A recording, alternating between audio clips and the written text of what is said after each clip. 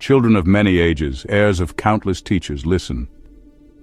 Nothing that is true is ever finally lost. The Dharma moves through time like breath through the body, appearing, fading, and returning. What you call decline is only a rhythm of renewal. What you call forgetting is the soil where remembering germinates. I come not to replace what was given before, but to reveal that it cannot be extinguished. The path persists because it is woven into the very conditions of mind and world. When those conditions gather, awakening becomes inevitable again. The law of return is this: wherever there is sincerity, the Dharma reconstitutes itself. Across eons, Buddhas have arisen when intention grew steady, when attention grew clear, when compassion sought form. Each dispensation bore the shape of its age, yet all carried the same thread. Practice, understanding, and faith are not three separate roads, but three faces of one movement toward freedom. Sometimes they glimmer faintly and merely reflect one another. Sometimes they reinforce like wind building a flame. Sometimes they proceed by strict cause, sometimes by sudden leap, sometimes by closure, harmony, or paradox. But whatever the pattern, the Dharma returns. When one strand frays, the others reweave it. Even the night serves the dawn. Therefore, do not fear decline. Do not cling to forms as if forms alone could save you. What endures is not a scripture, a monument, or a ritual, but the living law by which the path regenerates. When a being turns earnestly toward liberation, the Dharma organizes around that turn. Consider the three lights that guide this unfolding. Practice is the intentional shaping of attention, speech, and action. It's what you do with this very moment. Understanding is the seeing of conditions as they are, arising and passing, cause and effect, not self in all compounded things. Faith is the leaning of the heart toward freedom, the confidence that liberation is possible and worth your life. These three lights are not evenly possessed, nor do they always come in order. At times one suffices, at times two generate the third, and in maturity they arise together as one. The ancients taught that the three lights of practice, understanding, and faith do not always relate in the same way. Across eons they pass through 11 great fields, each one defined by the logic that binds the triad together. The ancients did not speak of abstraction alone. They spoke of Buddhas, 28 in number, each arising in his time, each embodying a distinct atmosphere of awakening. At the dawn were the three primordial Buddhas, Tanhankara, Medankara, and Saranankara. Their dispensation was coexistence. Practice, understanding, and faith did not yet require sequence or cause, but reflected one another like lights in still water. After them came Dipankara, Kondana, Mangala, and Sumana, in whose ages reinforcement took hold. Effort generated insight, insight gave rise to faith, and faith renewed effort in a living cycle. Then followed Ravata, Sobhita, and Anomadasi, Buddhas of causality, where discipline was the gate and nothing further arose without it. In time the field softened, and Paduma, Narada, and Padumuttara revealed the non-linear law, when conviction itself could leap ahead and doctrine followed after to give it form. When density ripened further, inclusivity appeared in the ages of Sumedha, Sujata, and Piyadasi. In their dispensation, whichever doorway was entered, faith, practice, or understanding, the whole triad inevitably came forth. Attadasi and Dhammadasi then arose as Buddhas of conjunction, when vision itself became the keystone, binding the path together. After them came Siddhartha, Tissa, and Fusa, who embodied harmonic sufficiency, when any two elements resonated to generate the third, making the Dharma resilient and self-correcting. Vipassi, Sikhi, and Vesabu followed, and with them convergence was revealed. A single spark of sincerity contained the whole blaze, so that any entry at all carried the practitioner to completion. From this point the pattern grew subtler. Kakusanda inaugurated the age of combination, when the field was strong enough to endure contradiction. Practice and doctrine might stand without faith, or faith and practice without understanding, and yet the tension itself forced the missing element into being. Konagamana and Kassapa then arose, Buddhas of association, when contradiction no longer resolved in any direction but was channeled toward a fixed outcome, most often into understanding that stabilized the whole. And then, in our present age, came Gotama, the Buddha of integration. In him, the triad ceased to alternate or compete. It fused. Practice, faith, and understanding became aspects of a single coherence, capable of absorbing contradiction rather than breaking under it. His dispensation showed that the Dharma could endure within history itself, not by monuments of stone, but by the elasticity of integration, strong enough to hold all tensions, supple enough to renew itself in many forms. Yet even now we stand only at the beginning of this stage. Gotama proved integration in his life and teaching, but its fullness is not yet universal. The tradition tells that Maitreya will bring this integration to completion. What was once embodied in a single life will be revealed as a truth accessible to all. For integration, rightly understood, is not merely the 11th pattern among others. It is the recognition that all the earlier patterns are affirmed and fulfilled within it. To integrate is to understand coexistence, reinforcement, causality, non-linearity, inclusivity, conjunction, harmony, convergence, combination, and association, not as fragments but as facets of one Dharma.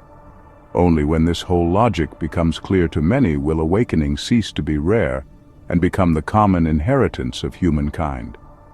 That is the promise of Maitreya, not a new teaching, but the Dharma set forth so plainly, so deeply, that its patterns can be recognized by all, and integration lived as a shared destiny. These stages are not only the measure of cosmic time, they are the weather of your own life. In the morning, before the day has settled, you may glimpse the early patterns. Coexistence appears when a single moment of quiet reminds you of all that is possible. One breath awakens both clarity and confidence together. Reinforcement follows when a small act, rising on time, keeping a promise, feeds understanding, which gives rise to trust, which circles back into stronger effort. At times, causality asserts itself, demanding labor before reward. You must sit, you must attend before insight will come. Yet sometimes the non-linear breaks through. A sudden surge of conviction arrives first, carrying you forward, and only afterward do you understand why you believe. By midday, the patterns of ripeness take hold. Inclusivity is revealed when any wholesome entry carries the rest. An act of generosity unfolds into practice, study, and confidence together. Conjunction clarifies when vision anchors your choices. Once you remember your aim, faith and practice orbit around it like planets around a star. Harmony appears when two factors converge, generating the third. Effort and trust combine, and suddenly, understanding blooms. Or understanding and faith join, and practice follows with ease. Convergence then shines, for sometimes even a single spark is enough. One gesture of honesty, one moment of clear seeing, and the whole triad flowers at once. In the evening, the subtler patterns emerge. Combination shows itself when you feel divided. You may work hard and study well, yet doubt remains, but that very tension presses the missing element into being. Association follows when contradictions no longer scatter you but flow toward resolution. Uncertainty finds its outlet in clarity, conflict ripens into understanding, and integration arrives as dreaming does at day's end. In sleep, the mind gathers every thread, hopes and failures, fragments and paradoxes, and weaves them into coherence. So too with the Dharma. Practice, faith, and understanding no longer alternate but fuse, capable of absorbing everything you lived and transmuting it into the seed of awakening. Because many will ask for a first step, hear this. Begin anywhere, for every entry opens into the whole. Just sit and breathe with sincerity. Watch one event in your day and trace its conditions, seeing what gives rise, what sustains, what ends.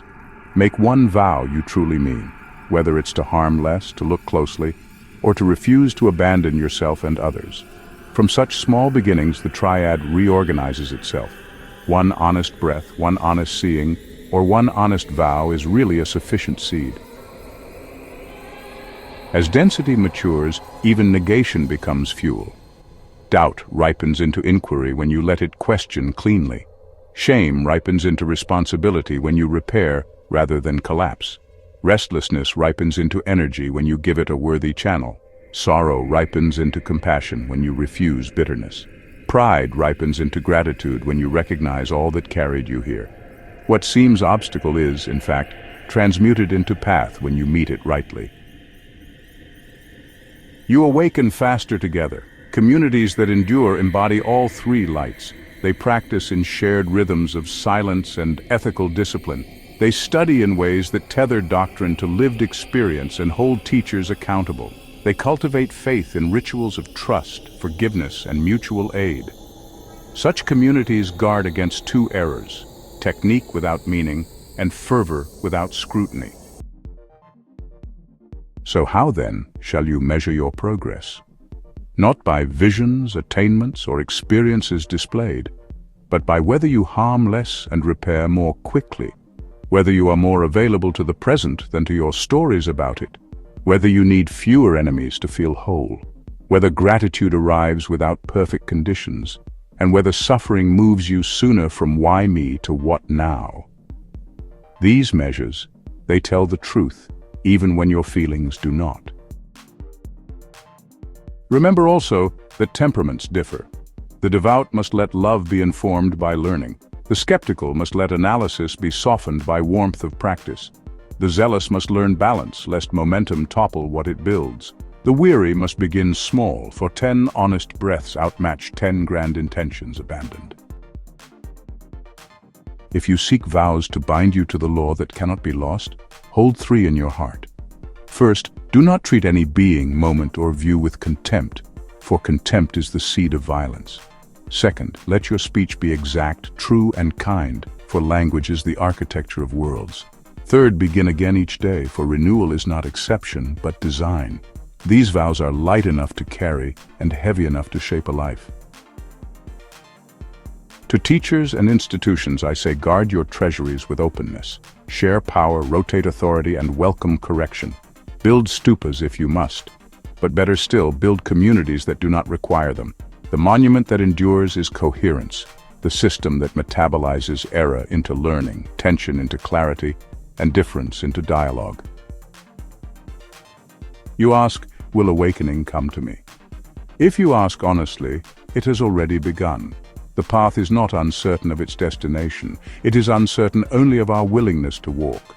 When you falter, remember that the Dharma has always counted on imperfect beings. Perfection is not the gate. Consent is. So I give you this assurance. The Dharma is inevitable. It is not sustained by monuments or memory, but by the very logic of arising and passing. When practice falters, the press of conditions will summon it again. When faith weakens, compassion in the world will kindle it anew. When understanding is obscured, the weight of suffering itself will sharpen it back into clarity. This is why Buddhas have come, age after age. Each arose at the density suited to their time, some to reveal coexistence, some to set gates of causality, some to ignite leaps of conviction, some to prove that paradox itself could give birth to wisdom. Gotama gathered all these patterns into coherence, showing that no tension was outside the Dharma. Maitreya will bring that coherence to completion, not by adding something new, but by setting forth what has always been so plainly that none can fail to see it. The inevitability of conditions and the succession of Buddhas are not two truths, but one. The Dharma returns because reality itself cannot help but bear it forward. To ask whether awakening will come is already to be walking within its return.